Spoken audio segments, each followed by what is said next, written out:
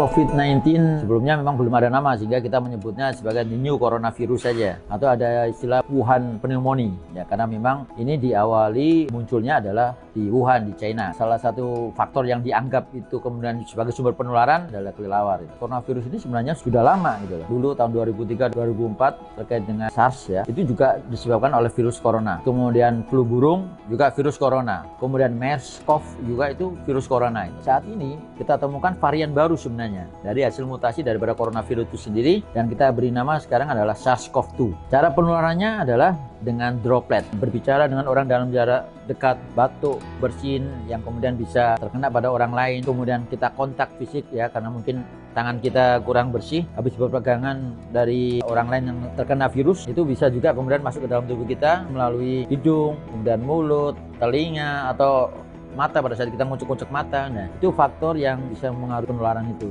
Ada literatur yang menyatakan bahwa kemungkinan airborne. Airborne itu artinya bisa melalui udara dalam satu ruangan tertentu ya. Tapi itu masih kontroversi. Semua sebenarnya bisa berisiko untuk terkena, dan semua bisa juga kemudian bisa menimbulkan gejala atau keluhan dalam gradasi atau derajat berbeda-beda gitu.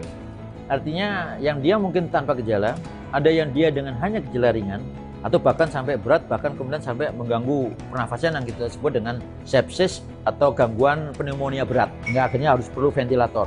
Gradasi ini sangat tergantung kembali lagi dari kitanya. Kalau kita mempunyai daya tahan tubuh yang baik ya, maka virusnya itu tidak akan sampai membawa dampak ke yang berat tadi, ya cenderung kemudian kita masuk di dalam golongan yang asimptomatik karier atau tidak ada gejala, tapi kita karier, bisa juga kita positif. Dan itu penelitian menunjukkan 80% itu kasusnya adalah tidak ada gejala. Kenapa ini lansia? Karena kita tahu bahwa fungsi-fungsi vital dari lansia yang sudah menurun, kemudian daya tahan tubuh juga udah mulai menurun, sehingga kecenderungan untuk kemudian membawa akibat yang berat itu bisa terjadi pada kelompok lansia. Jadi anak-anak cenderung mempunyai daya tahan tubuh yang lebih bagus. Kasus yang kemudian terjadi pada anak-anak baru hanya beberapa, itu pun karena memang anak tersebut sudah mempunyai penyakit yang lain. Paling penting lagi adalah memakai masker, menjaga kebersihan kita sendiri. Bukan hanya karena coronavirus sebenarnya. Pada saat kita bicara kesehatan, cuci tangan itu menjadi faktor utama pada saat kita ingin menekan penyebaran virus untuk saat ini. Daya tahan tubuh harus kita naikkan. Caranya bagaimana? Kita harus banyak makan makanan yang bergizi, makan sayur dan buah, minum yang banyak. Kalaupun kita kena tidak mengakibatkan dampak yang berat, karena daya tahan tubuh kita bagus.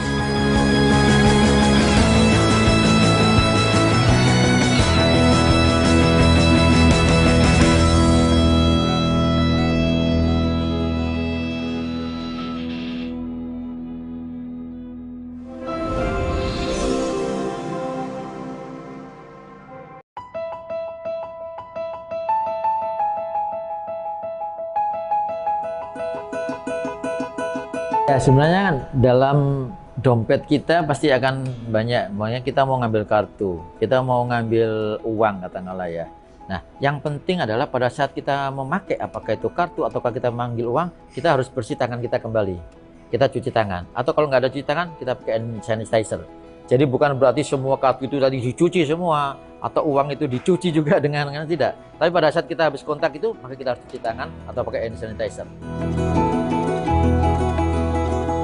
Ya, ini masih kontroversi sebenarnya, karena WHO pun juga menyatakan bahwa ultraviolet atau berjemur itu sebenarnya saat ini tidak efektif atau tidak menjadi rekomendasi lah dari WHO terkait dengan hal ini.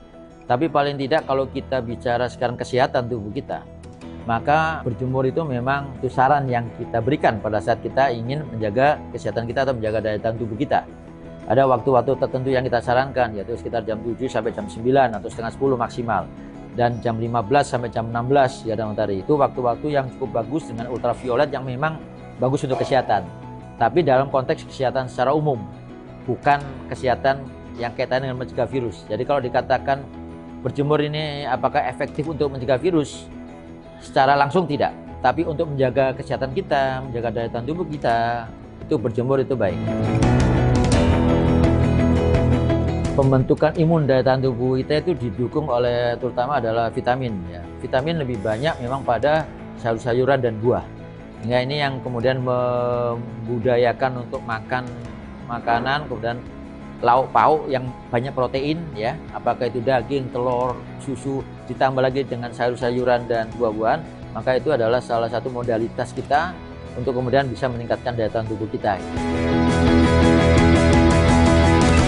Ya sebenarnya kalau efek secara langsung sih tidak gitu ya.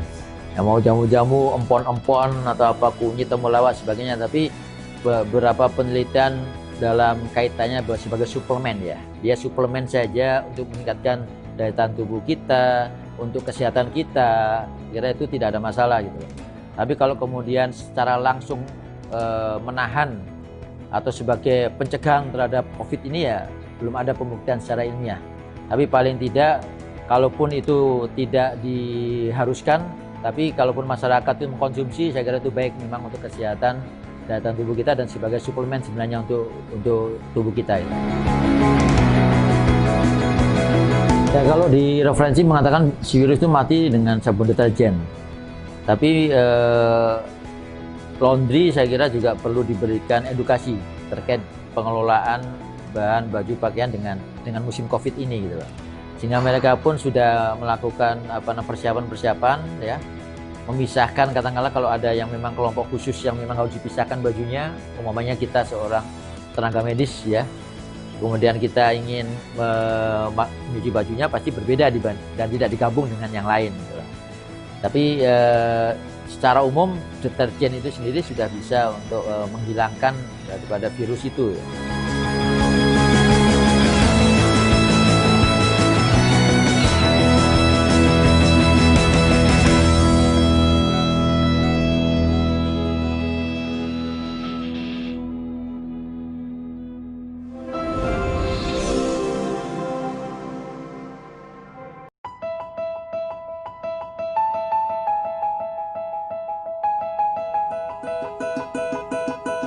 Saat ini kalau kaitannya dengan masker, memang ada masker-masker yang spesifik untuk menahan virus.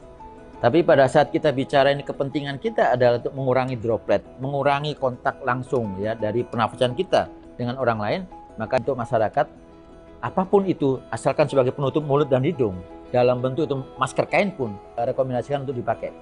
Karena itu yang kemudian menjadi syarat utama pada saat ini, pada saat kita keluar, kita bertemu dengan orang lain, kita terpaksa kontak dengan orang lain, maka itu menjadi penghalang supaya kita tidak menularkan atau kita tidak tertular dari orang lain.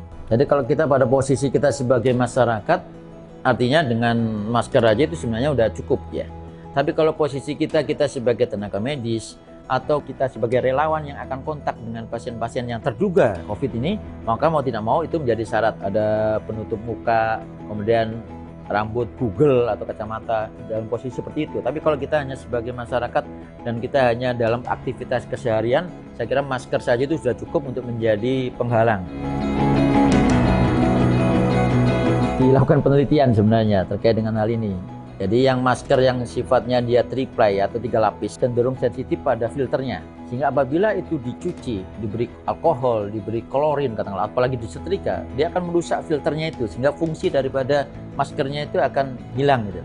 Jadi yang kita sarankan sebenarnya kalau kita mau reuse ya, mau disterilisasi kembali, cukup disterilisasi kering sebenarnya. Tapi kalau disterilisasi basah dia akan merusak filternya itu. Kalau sterilisasi kering itu seperti dia ada dalam satu tempat yang memang untuk mensterilkan sebenarnya. Memang ada alat khusus yang untuk itu ya, biasanya kita pakai di rumah sakit atau di klinik untuk mensterilkan alat-alat kesehatan. Ya, jadi kalau aktivitas olahraga memang kita saat ini lebih menyarankan untuk itu dilakukan di rumah. Karena kita sulit untuk kemudian pada saat kita keluar, bagaimana kita mencegah supaya kita tidak kontak dengan yang lain di luar. Nah itu jadi penting gitu loh. Satu itu. Kalaupun ada urgensi atau emergensi memang harus keluar, maka kita wajibkan sekarang adalah dengan menggunakan masker. Walaupun itu hanya masker kain. Terkait juga dengan potong rambut, saya kira kita hindari kontak-kontak yang erat dalam jarak dekat ya. Potong rambut itu sangat dekat gitu loh, sehingga itu juga beresiko gitu loh. Karena tadi itu 80% itu dia tidak ada gejala. Jadi kita yang penting sekarang kita anggap bahwa semuanya itu bisa aja tidak ada gejala, sehingga lebih baik kita mencegah supaya tidak terlalu banyak kontak. Pada saat kita ingin belanja, katakanlah, belanjanya tentunya adalah kaitannya dengan kita urgensinya, yaitu belanja bahan makanan pokok. Itu memang tetap dilakukan ya. Dan itu tentunya kalau bisa dengan periodik yang jarang. Artinya memang cenderung kita membeli dalam jumlah yang memang lebih besar untuk dalam satu waktu kurun waktu tertentu sehingga kita tidak keluar lagi gitu.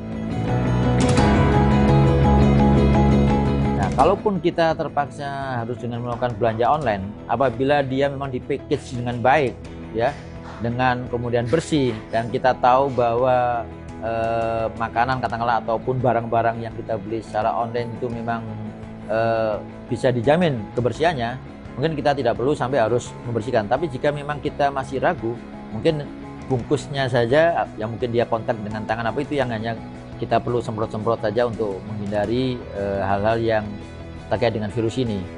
Tapi itu pun juga tergantung berapa hari dia dalam pengiriman. Karena kalau pengirimannya udah lama, saya kira itu sudah tidak berpengaruh lagi. Tapi kalau pengiriman dalam waktu yang memang singkat ya, super kilat ya, umpamanya hanya sekian jam atau hanya 1 hari, mungkin kita sarankan tetap masih disemprot-semprot lah. Apakah itu dengan alkohol atau dengan klorin. Tapi sekali lagi kita lihat apakah itu bahan makanan atau tidak. Kalau bahan makanan ya kita harus cegah jangan secara langsung juga ke bahan makanannya.